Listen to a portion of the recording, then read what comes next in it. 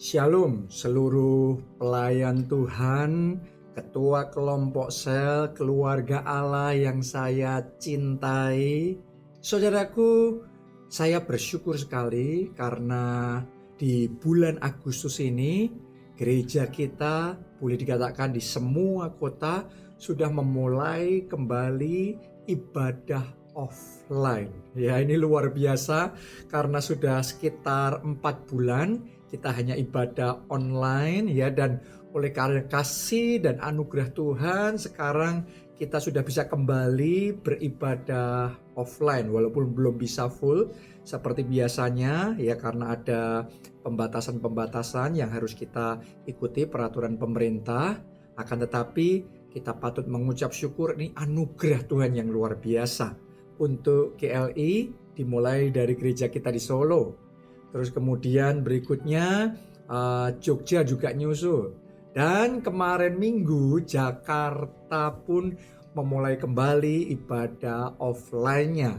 Untuk GLA saya yakin di bulan Juli ya itu boleh dikatakan sudah cukup banyak yang memulai, dan di bulan Agustus ini saya percaya semua gereja kita di semua kota sudah memulai kembali ibadah offline-nya. Jadi babak yang baru kegerakan sudah dimulai.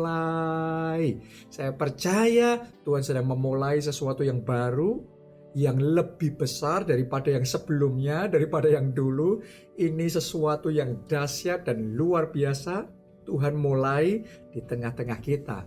Nah, saya mau ceritakan sama saudara pengalaman kemarin saya memimpin dan melayani di ibadah offline perdana gereja kita di Jakarta.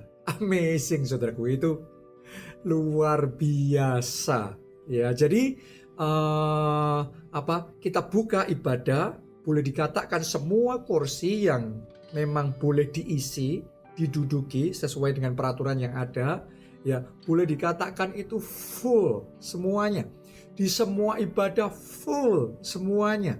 Dan jemaat datang dengan kehausan, dengan kelaparan yang luar biasa karena memang sudah dinanti-nantikan.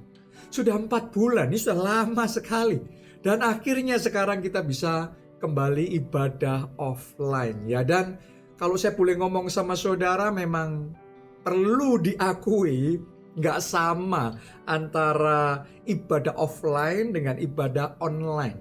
Oke, setelah kita melalui ini, kita jadi semakin bisa merasakan ya, yang mana yang bisa online, meeting mungkin bisa online, ya beberapa hal mungkin bisa online. Tetapi kalau itu bicara ibadah ya, dimana kita itu full sepenuhnya, roh jiwa tubuh ada di situ dan mengikuti ibadah itu, memang nggak bisa sama dibandingkan hanya nonton ibadah di handphone kita yang layarnya kecil, mungkin koneksi internetnya juga kadang putus-putus ya, dan mungkin ada banyak gangguan suara-suara di rumah kita.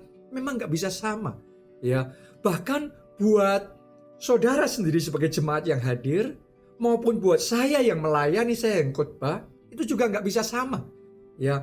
Bukan hanya yang hadir saja, saya waktu khotbah saudaraku, dulu waktu hanya ibadah online saja, saya rekaman di studio. Ya, saya hanya bicara sama kamera. Dan memang bisa, baik, ya, tapi ya sejauh itu. Beda sama ketika saya ada di atas mimbar dan melayani jemaat secara langsung, berinteraksi sama saudara semua. Saya ngerti benar, urapan yang bekerja itu berbeda. Ya, ketika kita masuk worship penyembahan, kita masuk doa profetik, beda. Interaksinya, komunikasinya berbeda. Impartasi pengurapannya berbeda. Jadi kemarin itu benar-benar amazing, benar-benar luar biasa. Ya, dan saya rasakan walaupun awalnya jemaat agak masih kaku ya, karena sudah 4 bulan nggak ibadah offline, jadi kayak mesti menyesuaikan, apalagi dengan protokol kesehatan yang macam-macam saudaraku ya. Awalnya memang kayak gitu ya, tapi nggak lama begitu ibadah jalan, firman Tuhan disampaikan, saya benar-benar merasa apa yang dibagikan kemarin minggu ini itu benar-benar rema yang daripada Tuhan, yaitu angin Roh Kudus. Angin profetik Roh Kudus berhembus.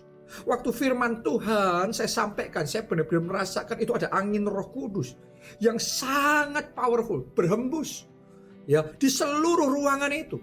Dan saya ngelihat dengan mata kepala saya sendiri, saudaraku, itu bagaimana jemaat dijamah oleh Tuhan. Saya percaya itu ada lidah-lidah nyala api yang berkobar. Ya, sehingga jemaat yang awalnya datang ibadah ya biasa saja awalnya karena masih kaku ya. Tapi ketika firman disampaikan, Roh Kudus menjamah mereka, tiba-tiba cara menyembahnya berbeda.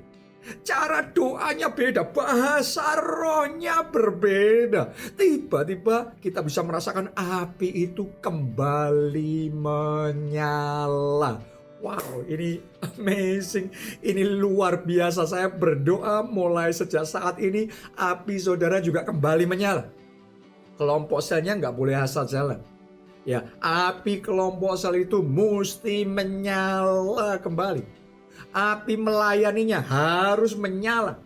Api pemberitaan Injilnya, kesaksian saudara harus menyala. Jadilah pelayan Tuhan yang menyala-nyala. Jadilah KKS yang menyala-nyala. Kita semua seluruh pelayan Tuhan, keluarga Allah, Tuhan sedang membangkitkan kita dari tulang-tulang kering jadi barisan tentara Allah yang besar. Are you ready?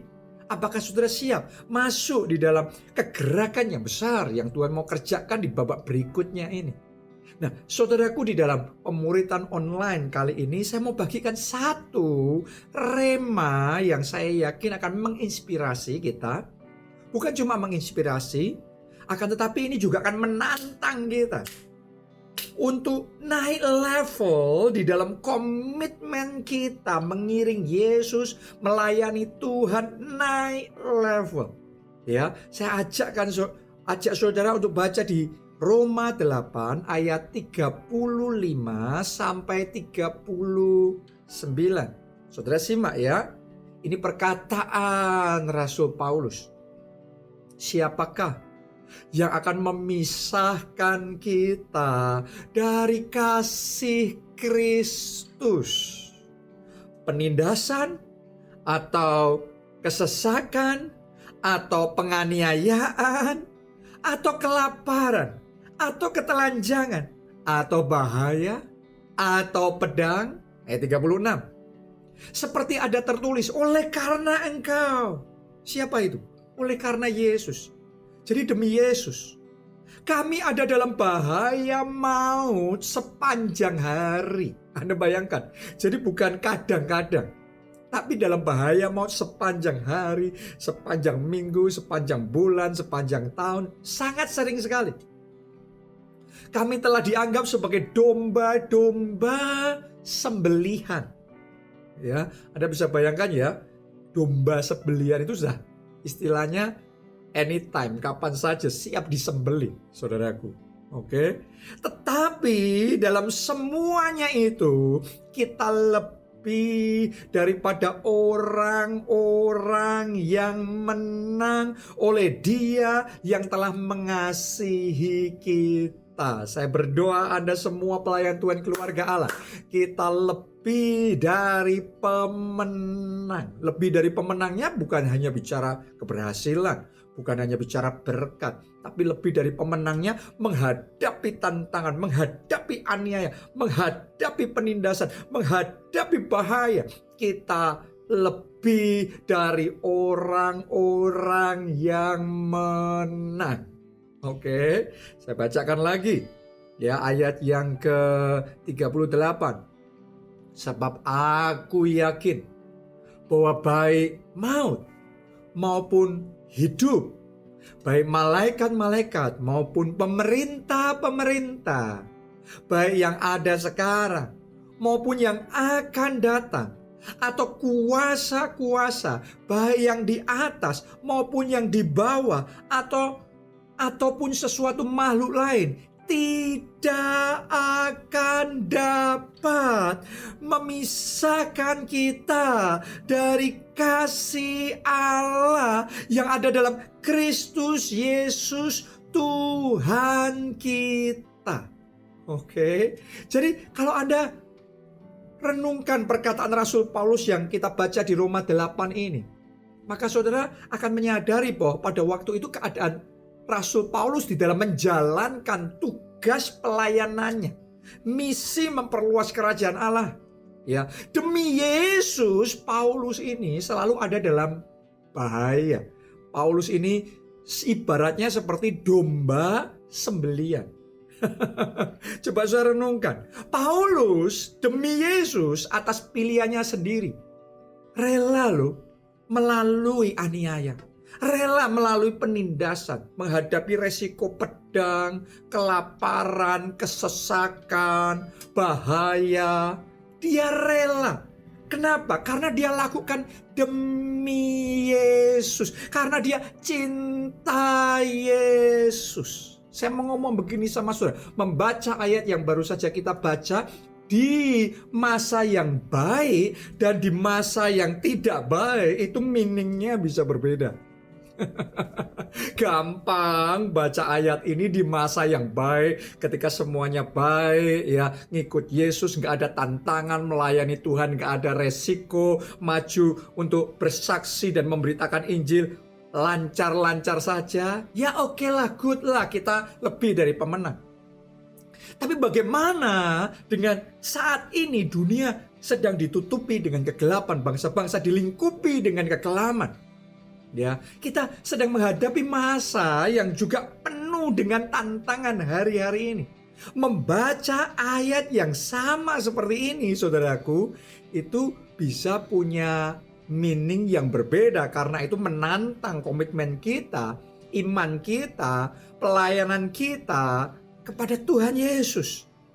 Ya, jadi pertanyaannya saudaraku, ya, apa yang rela kita lakukan demi Yesus? Kalau Paulus rela ngalami semuanya itu, bagaimana dengan saudara dan saya?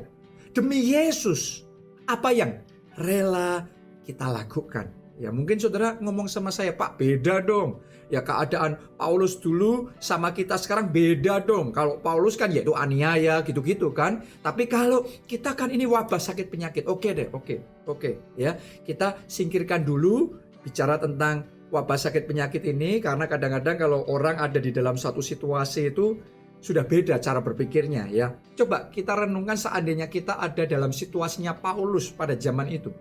Kita mengalami aniaya, penindasan, bahaya, pedang, kelaparan dan macam-macam. Pertanyaannya buat saudara dan saya, ya, demi Yesus, apa yang rela kita lakukan? Oke, apakah kita masih akan tetap bersaksi dalam keadaan yang penuh dengan tantangan, dalam keadaan yang ada resikonya, dalam keadaan yang ada aniayanya, bahayanya? Apakah kita masih tetap memberitakan Injil? Apakah kita masih tetap maju all out, melayani Tuhan sepenuh hati kita, segenap kekuatan kita? Atau mungkin ya kita memilih jadi orang Kristen yang mungkin istilah kerennya bijaksana. Ya, nunggu aniayanya lewat dulu. Oke, nunggu penindasannya berlalu dulu. Nunggu semuanya lancar dulu, baik dulu. Baru nanti kalau sudah kondusif ya, kan kita berhikmat, maka kita mulai bangkit lagi dan mulai melayani, mulai bersaksi, mulai memberitakan Injil. Saudaraku, ya pertanyaannya adalah bagaimana kalau situasi seperti itu berlangsung bukan hanya 1 bulan, tapi berbulan-bulan, bahkan bisa 1 tahun, bahkan bisa bertahun-tahun. Pertanyaannya kalau situasi itu berkepanjangan, ya ini pertanyaan yang harus kita jawab. Demi Yesus, apa yang rela kita lakukan? Ini tantangan yang besar buat kita semua. Dan memang saya mau ngomong begini, ya, dibutuhkan cinta Yesus yang lebih dari segalanya untuk bisa ngomong kayak Rasul Paulus. Tidak ada yang bisa memisahkan kita dari kasih Allah. Penindasan, nggak bisa menggoyahkan iman kita. Oke, kesesakan tidak bisa menghentikan kita. Tetap berdoa, tetap bersaksi, tetap memberitakan Injil. Penganiayaan tidak mampu menghentikan langkah kita untuk terus bergerak memperluas kerajaan Allah di muka bumi ini dengan segenap hati, dengan segenap kekuatan. Ya, bahkan Rasul Paulus ngomong kelaparan, ketelanjangan, bahaya, dan pedang. Semuanya itu tidak akan bisa menghentikan kita untuk tetap memuji Tuhan, tetap memberikan yang terbaik buat Tuhan, tetap beribadah sepenuhnya, tetap kita melayani Tuhan dengan segenap hati, segenap kekuatan kita. Saudaraku, ini satu tantangan yang saat ini dilemparkan buat kita semua. Ya, demi Yesus, seberapa jauh kerelaan kita untuk kita mengalami apa yang seharusnya kalau kita pilih nggak ngalami ya bisa. Ya Paulus nggak harus ngalami itu semuanya juga bisa kok saudaraku. Ya Paulus bisa berhikmat juga loh.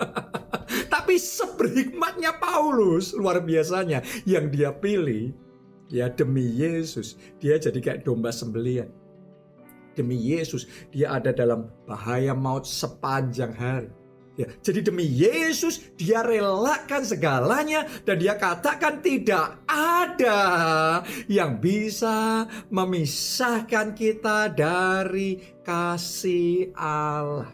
Saya berdoa sementara tantangan ini diberikan kepada kita. Saya berdoa angin Roh Kudus berhembus membangkitkan kita jadi barisan tentara Allah yang kuat. Tadinya tulang-tulang kering, tadinya semangatnya sudah kering, tadinya komitmennya sudah ambles, tadinya ibadah kita, pelayanan kita, doa kita, pujian penyembahan kita mungkin sudah sempat padam. Tapi saya berdoa angin Roh Kudus berhembus membangkitkan yang kering, tulang-tulang kering dibangkitkan jadi barisan tentara Allah yang besar, yang kuat. Roh seperti Rasul Paulus ini dikobarkan dalam diri saudara. Anda lebih dari orang-orang yang menang. Bukan cuma sukses, berhasil, diberkati, tapi lebih dari orang-orang yang menang dalam situasi yang penuh tantangan. Ada aniaya, ada bahaya, ada resiko, ada penindasan, ada kelaparan, tapi kita tetap maju bagi Tuhan, all out sepenuhnya. Roh kita menyala-nyala, doa kita menyala-nyala, pondok Daud kita menyala-nyala, pelayanan kita menyala-nyala, pemberitaan Injil, kesaksian kita menyelamatkan jiwanya menyala-nyala. Oke, masih ingat gak saudara khotbah kita bulan lalu tentang solid spiritual life? Jangan lupa loh saudaraku, dalam hidup kita ini semua yang kita katakan, yang kita putuskan, keputusan kita, langkah-langkah yang kita ambil, saudara harus ngerti, semuanya itu dicatat, ya. Terus kemudian ditimbang, seperti Raja Belsyazar, semuanya, kita semua, ya. Sayangnya Raja Belsyazar ditemukan terlalu ringan, akhirnya diskualifikasi. Tapi beda sama Paulus ini. Ketika dicatat, ketika ditimbang, ditemukan, dia punya solid spiritual life. Dia punya kehidupan rohani yang berbobot. Komitmennya ikut Tuhan berbobot. Pelayanannya berbobot. Kehidupan doa, hubungan pribadinya sama Tuhan berbobot. Jadi hari ini tantangan buat saudara dan saya. Ya, kita harus menyadari begini. Ya, semua yang kita katakan, yang kita keputusan yang kita ambil, langkah-langkah yang kita lakukan sekarang ini, ya, nanti masih terus tercatat setahun dari sekarang, 5 tahun dari sekarang. Nah, pertanyaannya 5 tahun dari sekarang setelah semuanya ini lewat, ketika kita mempertanggungjawabkan hidup kita sama Tuhan, sekian tahun dari sekarang kita harus mempertanggungjawabkan hidup kita di hadapan Tuhan. Pertanyaannya, bisa nggak kita ngomong yang kita lakukan ini menyenangkan hati Tuhan, menyentuh hati Tuhan, berbobot, dan ini semua berkenan di hadapan Tuhan. Saya tantang saudara, pelayan Tuhan keluarga Allah. Ayo kita naik level. Bersama-sama saudara dan saya, kita ambil komitmen naik level di dalam melayani Tuhan. Jadi tentara-tentara Allah. Tentara-tentara Yesus Kristus yang luar biasa. Seperti Rasul Paulus maju dengan segenap hidupnya melayani Tuhan. Mari kita all out di dalam melayani Tuhan. Salam keluarga Allah, salam kegerakan, Tuhan memberkati. Amin.